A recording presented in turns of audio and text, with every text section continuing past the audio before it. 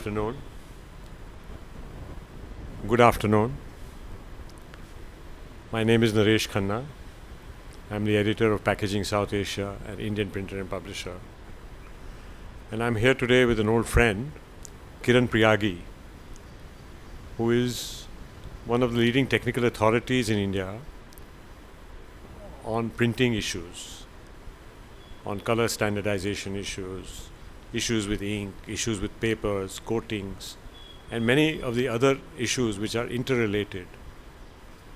And I'm going to just ask Kiran a few questions which will try to describe from his experience over the years where the Indian printing industry is today and what he sees as its next steps or next possibilities. So, Kiran?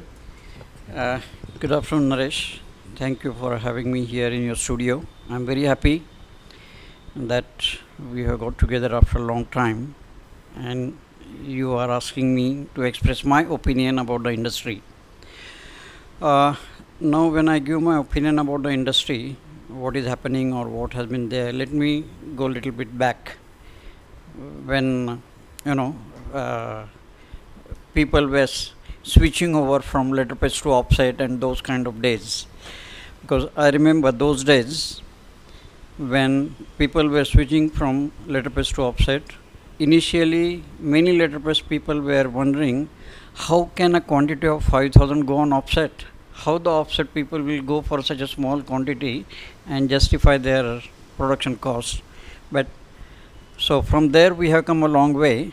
And I feel today probably it's a similar scenario when people jump over to the digital.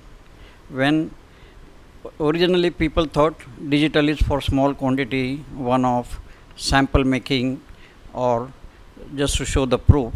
But today we find there are people in digital printing who are also producing big quantity and still making profit. Yeah. So this is the way, and as I see it now, the digital is definitely growing, but then when the digital is growing, we see there is a lot of technology which is taken out of printer's hand and going into the hands of supplier.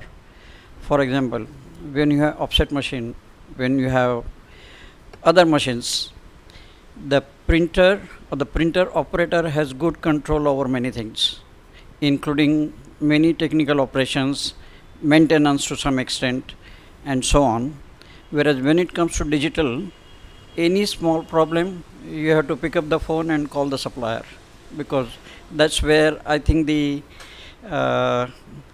printers are giving his, I'm sorry, but I cannot, avoid to say this, printer is giving his neck into the hand of digital supplier, and the printer is really not controlling his own operations. So we have to see which way it goes, and that's where what is happening today, the new generation thinks that you don't need to know the fundamentals of printing if you want to print. And I think this is where some kind of, I will say, a catch-22 situation. Yeah. But if you really think of, say, packaging printing, if you think of the mass production, I think then the scenario would be a little bit different, because though some digital printers or digital equipment is coming even for packaging, but when it comes to real mass production or real good quality or real, those who are used to, I would say, certain quality jobs, they still prefer you go it for, depending on what you print. If it's a board printing, paper printing, they will talk about offset. Now some flexo people are also coming in board printing. When it comes to flexibles or foil printing, say pharmaceutical, then we have an option with the flexo, we have option with gravure. And when it comes to that, I think one needs to have very good grasp over the technology, and those are the very, very important thing. And I think our printer must realize it is not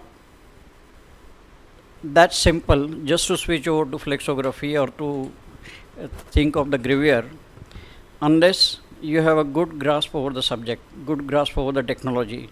Because many times, see, in printing process, what happens? This is a multidisciplinary technology, and it's also a process where the end result, when you see, and if when the job is good, you don't know why it has come good.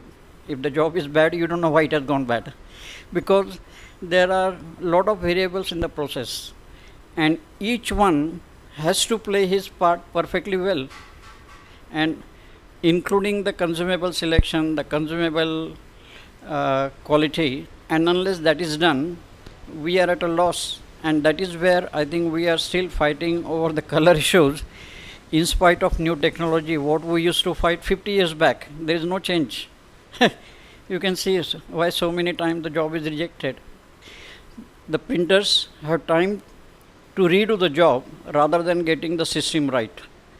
And many times there are printers who will just say, oh, I am G7, I am Idea Alliance, or I follow this ISO. But to implement that properly, you need to have the discipline over the whole, whole supply chain, right from incoming artwork, incoming material, through your process people.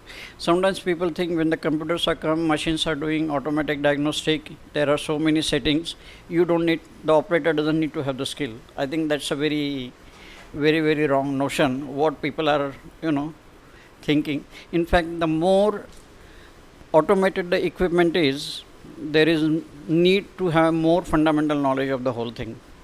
Because say when you have automatic car, you still need to check the tire pressure, you still need to take it for servicing. So all those things are very important. And this is where I think the people should realize and take a pride, okay, I'm in printing and I'm going to achieve this. And this is my personal opinion, what I feel. Let me comment on that. Okay. Allow me to comment, Kiran, on what you've said, and to try and sum up what you have said. You've said, first of all, that when digital comes or when change happens, printers are very often giving their work or their profession or their business, they're putting it in the hands of the supplier. The technology becomes like a black box to them. And what you're saying again in the end of what you said is that without understanding the fundamentals, you cannot really enjoy the benefits of the technology. And that quality and efficiency must come from grasping or a grasp over the technology. And what we are talking about, of course, is printing as an industrial process. And what you're saying is there are many, many, many variables. And we don't know why something has turned out well. I mean, it turns out wrongly. We simply redo the job instead of going to the fundamentals and trying to fix the process. First of all, understanding the process, and then trying to understand what in the process can we actually control. How can we limit the variables? And then how can we bring out a product which is somewhat repeatable or somewhat standard? Yes. Is that correct? Have I got you right? You're absolutely right. Okay.